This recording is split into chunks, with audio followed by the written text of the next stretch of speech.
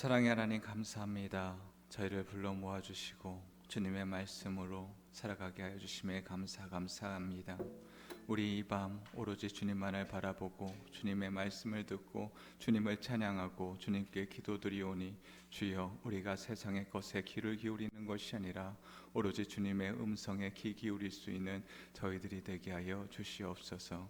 그리하여서 우리의 마음속 깊은 곳에 주님에 대한 음성을 듣고 따르며 나아갈 수 있는 저희들이 되게 하여 주시옵소서.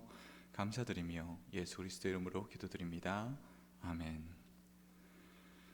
하나님이 주시는 오늘의 말씀은 창세기 22장 1절로 14절 말씀입니다. 창세기 22장 1절로 14절 말씀입니다. 한 절씩 교독할 때에 제가 먼저 1절 말씀 봉독해 드립니다. 그 일 후에 하나님이 아브라함을 시험하시려고 그를 부르시되 아브라함아 하시니 그가 이르되 내가 여기 있나이다.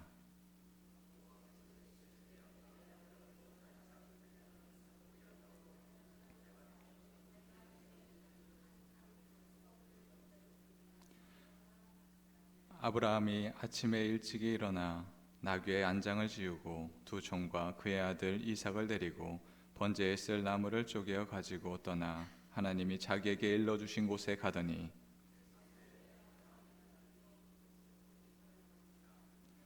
이에 아브라함이 종들에게 이르되 너희는 나귀와 함께 여기서 기다리라. 내가 아이와 함께 저기 가서 예배하고 우리가 너희에게로 돌아오리라 하고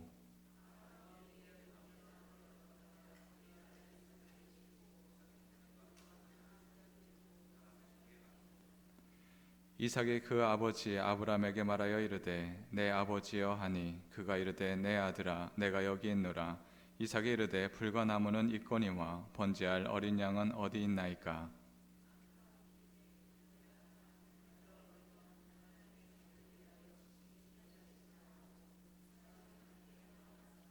하나님이 그에게 일러주신 곳에 이른지라. 이에 아브라함이 그곳에 제단을 쌓고 나무를 버려놓고 그의 아들 이삭을 결박하여 제단 나무 위에 놓고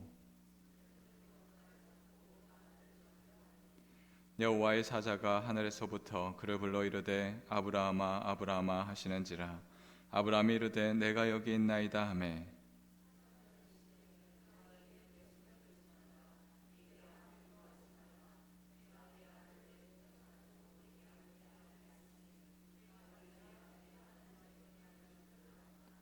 아브라함의 눈을 들어 살펴본즉 한 순양이 뒤에 있는데 뿔이 수풀에 걸려 있는지라. 아브라함이 가서 그 순양을 가져다가 아들을 대신하여 번제를 드렸더라. 아브라함이 그 땅 이름을 여호와 이레라 하였으므로 오늘날까지 사람들이 이르기를 여호와의 산에서 준비되리라 하더라. 아멘. 아멘. 주님의 전에 나온 여러분을 환영합니다. 언제나 주님의 말씀 안에 그 기쁨 안에 살아갈 수 있는 저와 여러분들이 되기를 주님의 이름으로 축원합니다. 우리가 살아가는 오늘의 세상 속에서 가장 기본적인 법칙은 무엇이라 생각합니까? 아마도 뿌린 대로 거둔다, 인과응보의 법칙일 것입니다.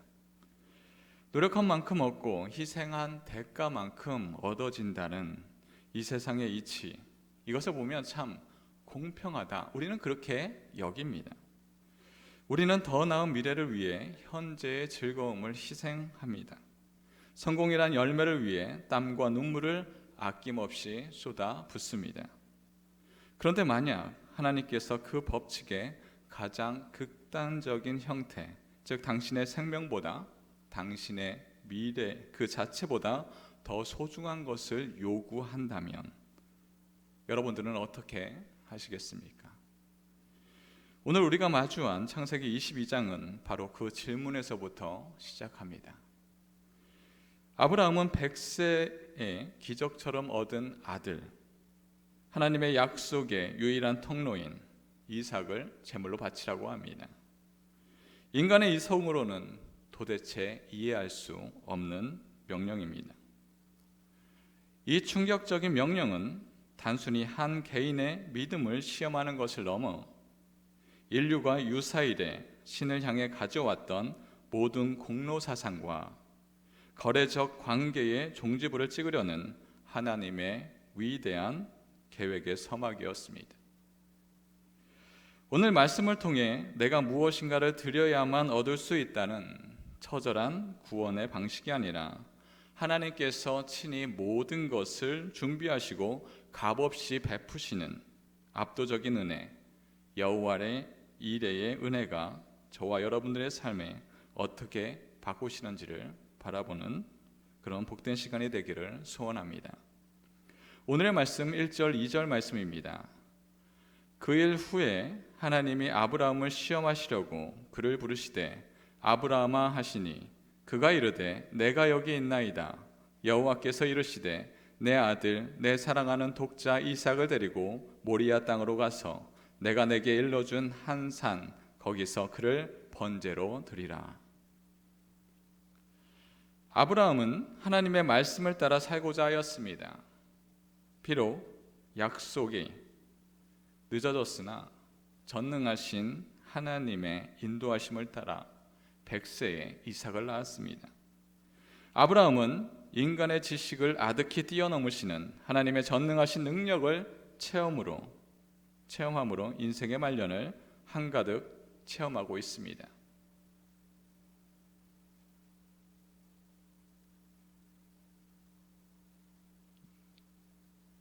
방송실에서 난리가 났습니다.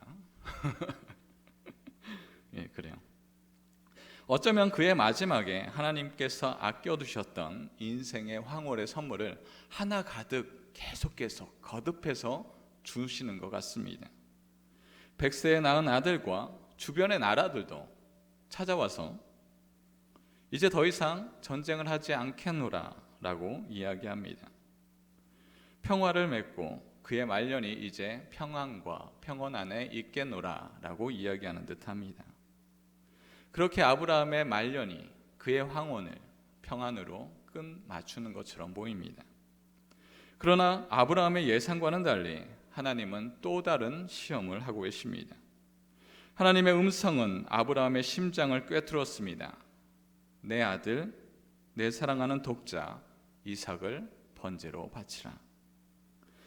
이 명령은 아브라함의 모든 인생을 요구하는 것입니다. 그의 과거, 하나님의 말씀에 순종하면서 기다렸던 그 과거와 현재 하나님께서 허락해 주시는 기쁨, 또한 앞으로의 미래, 그 모든 것들을 하나의 재로 만들라라는 것과 다르지 않습니다.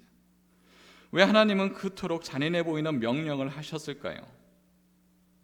현대의 관점에서는 이해하기 어렵지만 당시의 문화에서는 인신공양이 신에 대한 깊은 믿음을 증명하는 행위의 하나였습니다. 실제로 토펫 유적지에는 고고학적 증거가 발견됩니다. 이곳은 공동묘지로 불에 탄 영유아의 유골이 다수 발견되었습니다. 아이들의 유골은 항아리에 담겨서 있었는데 일부는 항아리에서 동물의 뼈도 그 안에서 함께 나왔습니다. 장례를 위하여서 화장을 하고 그 항아리에 아이의 뼈를 담았다고 하더라도 그곳에 동물의 뼈와 함께 집어넣지는 않습니다. 이는 같은 장소에서 번제를 드렸을 때 나오는 것으로 아이를 이방 신에게 드려졌다라는 것을 나타냅니다.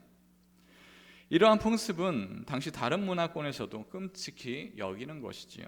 고대 로마의 그리스 기록에는 카르타고인들은 사악한 풍습 때문에 멸망에도 마땅하다라는 글이 있을 정도입니다. 또한 유골과 함께 발견되는 비문에는 이렇게 적혀 있습니다. 신께 바칩니다. 서약을 지켰습니다. 이 문구가 반복적으로 새겨져 있어 당시 인신공양이 빈번했음을 보여주고 있습니다. 이처럼 인신공양이 빈번했던 시대적 상황을 고려할 때 하나님은 아브라함의 믿음을 시험하기 위해 당대 사람들이 가장 큰 헌신으로 여겼던 행위, 그것을 요구했던 것으로 이해할 수 있습니다. 아브라함은 하나님의 명령을 받았습니다. 꼭 이방신들에게 드려지는 그런 비슷한 모양의 명령을 받았습니다. 아브라함은 자신이 알고 있었던 하나님과 무엇인가 다른 이 명령을 온전히 이해할 수는 없었습니다. 하지만 하나님께서 명령하시니 그는 순종하기로 합니다. 그리고 이삭과 또한 두 종과 나귀와 또한 나무와 칼과 불을 함께 가지고 떠납니다. 여전히 머릿속에서는 많은 생각들이 빙빙 돌고 있습니다. 하나님의 말씀의 뜻이 무엇인가? 하나님이 정말로 원하시는 것이 이삭을 바치는 것인가? 그런 생각이 아직도 해결되지 않고 머릿속을 헷갈리게 맴돌고 있던 그때에 3일이라는 시간이 흘러버렸습니다. 아브라함은 종과 나귀를 기다리게 하고 번제드릴 장소에 이삭과 함께 나아갑니다. 이삭에게 무거운 나무를 지게 하고 본인이 칼과 불을 들고 갑니다. 아브라함과 이삭이 하나님께 예배하는 것은 종종 있었던 일입니다. 한두 번 하는 일이 아니죠. 이삭도 그곳에 함께 하였던 것이 한두 번이 아닙니다. 그런데 이전과는 다른 게 있습니다. 바로 재물이 없다라는 것입니다. 이삭은 물어봅니다. 번제물에 쓸 나무도 있습니다. 칼도 있습니다. 불도 있습니다. 그런데 왜 재물인 양은 없습니까? 아브라함의 머리는 해결되지 않는 질문들이 있었으나 하나님께서 예배에 뜻하신 바가 있음을 알기에 하나님께서 재물을 준비하실 거야 라고 대답합니다. 하나님에 대한 과거와 현재에 이루어 주실 전능하신 하나님을 신뢰함으로 대답합니다.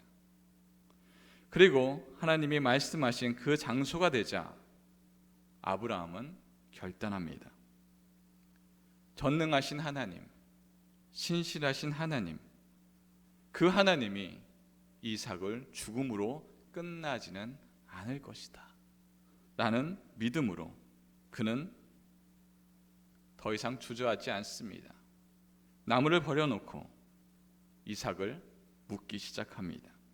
아브라함의 단호한 태도에 이삭은 하나님이 예비하신 재물이 누구인지 무엇인지 알게 되었습니다. 바로 자기 자신이 그 재물임을 깨닫게 된 것입니다. 이때 이삭의 나이를 학자들이 추정하는데 20대 중후반일 것입니다 라고 대부분은 그렇게 여기고 있습니다. 이는 하나님의 명령하신 말씀에 단호히 따르는 아브라함과 자신이 제물로 바쳐질 것을 안 이삭이 힘으로 아브라함을 대적한다면 아브라함이 쉬이 이삭을 제압할 수는 없을 것입니다. 100세가 넘는 아브라함을 상대한다는 것, 아브라함이 100세가 넘었는데 이 젊은 20대 중후반에 이 아이를 상대한다는 것은 있을 수 없습니다. 그러나 이러한 충돌은 발생하지 않습니다. 이삭은 아브라함의 결정에 순종함으로 제물이 되기를 결단한 것입니다.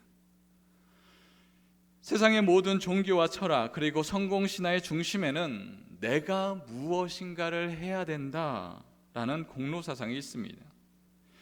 지극한 정성을 바쳐서 신을 감동하게 하고 피나는 노력을 해서 성공을 얻어야 값비싼 희생을 치러야 구원을 얻을 만한 그런 가치가 있다라고 이야기하죠. 그래서 세상은 끊임없이 우리에게 증명하라고 요구합니다. 내가 얼마나 간절한지 너의 희생으로 증명해 보아라 라고 이야기합니다. 하나님의 명령은 외형적으로는 이러한 세상의 방식과 닮아 보입니다. 가장 소중한 것을 요구하심으로써 아브라함의 믿음과 순종의 한계를 시험하십니다. 만약 아브라함이 내 아들을 바치는 이 위대한 행위를 통해 하나님의 인정을 쟁취하겠다라는 마음으로 모리아 산에 올랐다면 그 행위는 세상의 이방의 신들과 세상에서 이야기하는 것들과 본질적으로 다르지 않습니다. 이처럼 하나님은 인류 역사에 깊이 뿌리 박힌 공로사상을 정면으로 겨냥하고 있습니다. 그 방식이 과연 우리에게 참된 생명을 줄 수 있는지 우리에게 묻고 계십니다. 오늘 말씀 11절 12절 말씀입니다. 여호와의 사자가 하늘에서부터 그를 불러 이르시되 아브라함아 아브라함아 하시는지라. 아브라함이 이르되 내가 여기 있나이다 하매 사자가 이르시되 그 아이에게 내 손을 대지 말라. 그에게 아무 일도 하지 말라. 내가 내 아들 내 독자까지도 내게 아끼지 아니하였으니 내가 이제야 내가 하나님을 경외하는 줄을 아노라. 아브라함은 마침내 제단 위에 아들을 눕혀놓고 칼을 높이 들었습니다. 그의 순종은 이제 곧 완성될 참입니다. 그 희생의 정점에 달았습니다. 세상의 방식대로라면 이 행위가 마무리되어야만 그 공로가 하늘에 닿을 수 있습니다. 그의 믿음이 증명되는 순간입니다. 바로 그 절정의 순간 하늘에서부터 다급한 음성이 들립니다. 아브라함아 아브라함아 그 아이에게서 손을 대지 말라. 하나님은 아브라함의 위대한 순종의 행위를 중단시키십니다. 왜일까요? 만일 아브라함이 이삭의 심장에 칼을 꽂았다면 이 이야기는 한 인간의 위대한 공로와 희생에 대한 전설로 남았을 것입니다. 후대의 사람들은 아브라함처럼 이렇게 희생해야 돼, 너희의 아들을 하나님께 바쳐라 라고 이야기할 것입니다. 그러나 하나님은 그러한 희생을 원하지 않습니다. 세상의 행위의 완성을 요구하지만 하나님은 우리의 행위를 멈추게 하시고 우리의 믿음을 보십니다. 순종과 헌신은 구원을 얻기 위한 조건이나 대가가 아니라 이미 받은 은혜에 대한 감사와 믿음으로 흘러나오는 자연스러운 표현입니다. 구원은 나의 노력과 결과물이 아니라 전적으로 주어주시는 하나님의 은혜의 선물입니다. 하나님께서 내가 이제야 내가 하나님을 경외하는 줄을 아노라 하신 말씀은 그 행의 완성이 아닌 이삭의 생명보다 하나님의 말씀을 더 신뢰한 아브라함의 마음의 중심을 받으셨다라는 말씀입니다. 하나님께 필요한 것은 제물로 바쳐진 이삭이라는 시체가 아니라 하나님께 온전히 드려지는, 하나님을 온전히 신뢰하는 아브라함의 믿음이었습니다. 우리도 여전히 하나님에 대한 공로 사상에 붙들려 있지는 않은지요? 나의 믿음을 보이고 순종을 보이면 하나님께서 우리를 긍휼히 여기셔서 내가 원하시는 나의 소원을 이루어 주시지는 않을까 생각하고 있지는 않은지요? 이러한 방식이 이방신에게 비는 방식입니다. 우리는 이것을 보면서 누가 신들에게 이러한 희생을 하고 있습니까? 옛날의 이야기지요. 지금은 그런 것을 하지 않습니다. 지금은 과학이 발달되어 있고 지금은 그러한 것을 하지 않습니다. 그건 너무나 미개합니다 라고 이야기할 줄 모르겠습니다. 그런가요? 버스 좌석에는 미래가 불안하십니까? 하며 전화를 유도하는 광고가 있지요. 한 통에 10,000원 하면 미래를 알 수 있다고 합니다. 무당과 역술인의 인구가 늘어나고 있습니다. 2000년대 초반에는 20만 명이었던 역술인의 인구가 20년이 지난 2023년에는 80만 명이 되었다고 합니다. 교회 앞의 사거리에는 종종 이런 현수막 광고를 봅니다. 올해 신내림을 받은 무당. 무엇을 이야기하고 있습니까? 특별한 신기가 있다라고 이야기하는 것이죠. 지금도 여전히 불안한 미래를 걱정하며 알지도 못하는 신들에게 그들에게 정성을 다하여서 나의 정성이 그들에게 닿기를 원하며 빌고 있습니다. 돈으로서 혹은 노동으로서 108번을 전을 하던 1000번을 절을 하던 그렇게 열심을 다하여 무엇인가를 하면 나의 소원이 이루어진다 혹은 미래를 볼 수 있다라고 이야기하는 것이죠.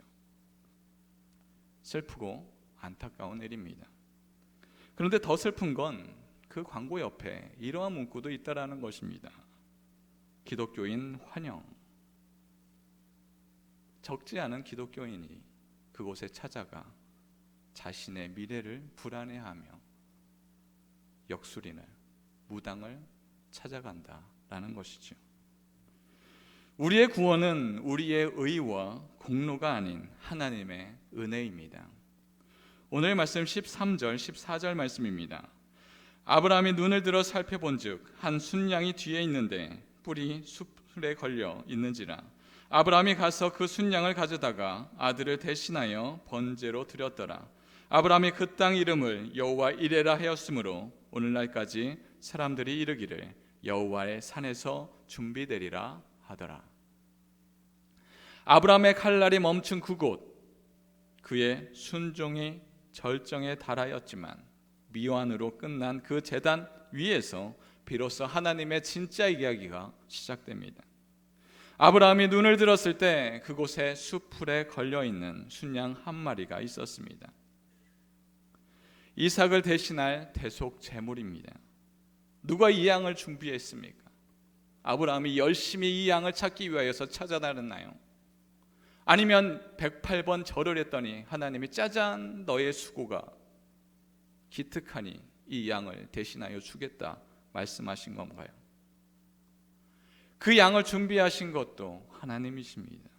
구원의 주도권이 처음부터 사람에 있는 것이 아니라 하나님께 있습니다. 그래서 아브라함은 그 땅의 이름을 여호와 이레라 불렀습니다. 여호와께서 준비하신다. 구원은 인간이 무언가를 바쳐서 얻는 것이 아니라 하나님께서 친히 준비하시고 공급하시는 것임을 말씀하고 있습니다. 그러나 모리아 산의 양은 이삭을 대신할 대속 제물만 이야기하는 것은 아닙니다. 더 위대한 실체를 가리키는 그림자일 뿐입니다. 아브라함이 이삭에게 했던 번제할 어린 양은 하나님이 자기를 위하여 친히 준비하시리라는 말씀은 바로 이 순양을 넘어 시간을 초월하여 2000년이라는 시간을 넘어 골고다 언덕으로 향하고 있습니다. 하나님께서 자기를 위하여 그리고 바로 우리를 위하여 당신의 독생자 예수 그리스도를 이 땅에 보내주셨습니다. 모리아 산에 이삭은 살아남았지만 골고다 언덕에 예수님은 죽으셔야만 했습니다. 모리아 산에서는 하나님의 음성이 칼을 막았지만 골고다에서는 아버지의 하나님께서 침묵하셨습니다. 왜냐하면 예수 그리스도께서 바로 하나님이 온 인류를 위해 친히 준비하신 대속제물, 진짜 어린 양이기 때문입니다. 하나님께서는 아브라함에게는 아들을 바치라 요구하셨지만 우리를 위해서는 당신의 아들 내어주십니다. 이것이 세상의 모든 종교를 파괴하고 인간의 모든 공로를 무력하게 만드는 하나님의 방식입니다. 구원은 나의 희생이 아니라 하나님 자신의 희생으로 완성되는 것입니다. 이것이 은혜 위에 은혜를 더하시는 은혜의 절정입니다. 사랑하는 성도 여러분, 하나님께서 사람을 사랑하시어 바로 우리를 사랑하시어 바로 나를 사랑하시어 독생자 예수를 십자가에 다심으로 우리를 구원하셨습니다. 이 하나님의 은혜는 우리가 신에게 무엇인가 바쳐 구원을 얻어내려는 이반 종교의 모든 공로사상을 무너뜨립니다. 오직 당신의 아들 예수 그리스도를 십자가의 대속제물로 내어주시는 그 구원의 은혜를 통하여 우리를 값없이 은혜로 구원해 주십니다. 혹시 우리의 신앙생활이 여전히 모리아 산을 오르는 아브라함의 고통스러운 순종에 머물러 있지는 않습니까? 내가 이만큼 새벽 기도를 했으니, 이만큼 헌금을 드렸으니, 이만큼 교회를 섬겼으니 나의 의와 공로를 계산하며 이만하면 괜찮은 믿음 아닌가 여기고 있지는 않습니까? 하나님은 우리의 칼을 막으십니다. 그리고 말씀하십니다. 그 손을 멈추고 눈을 들어 내가 준비한 은혜를 바라보라. 우리의 시선을 나의 공로, 나의 의에서 예수님의 십자가로 옮겨야 합니다. 우리를 대신하여 가시나무에 걸린 순양처럼 십자가 나무에 매달린 어린 양 예수 그리스도를 바라보아야 합니다. 하나님께서 저와 여러분을 위해 친히 준비하신 영원하고 완전한 여호와 이레의 제물이십니다. 이 십자가의 은혜 앞에서 우리가 쌓아 올린 공로의 탑은 먼지처럼 흩어질 뿐입니다. 이제 우리의 힘으로 구원을 이루려는 모든 무거운 짐을 내려놓고 나를 위해 모든 것을 준비하시고 모든 것을 완성하신 하나님의 놀라운 은혜 안으로 들어갑시다. 그 십자가의 그늘 아래에서 참된 안식과 자유를 누리며 받은 은혜에 감사하며 기쁨으로 주님을 섬기는 복된 성도님들이 되기를 주님의 이름으로 축원합니다. 다 같이 기도드리겠습니다. 사랑과 은혜의 하나님, 나의 행위와 의로 구원을 얻으려는 어리석은 세상의 방식을 따라 살았던 저희를 용서하여 주옵소서. 내 힘으로 제단을 쌓고 내 의로 칼을 들려 했던 교만의 십자가 앞에 모든 것을 내려놓습니다. 우리의 헛된 노력을 멈추라 말씀하시고 친히 순양을 예비하신 여호와 이레의 은혜에 감사드리오니 이제는 내 삶의 주인이 내가 아님을 고백합니다. 우리를 위해 모든 것을 준비하시고 당신의 아들을 내어주신 그 놀라운 사랑만을 의지하며 살아가게 하여 주시옵소서. 우리를 구원하신 예수 그리스도 이름으로 기도드립니다. 아멘.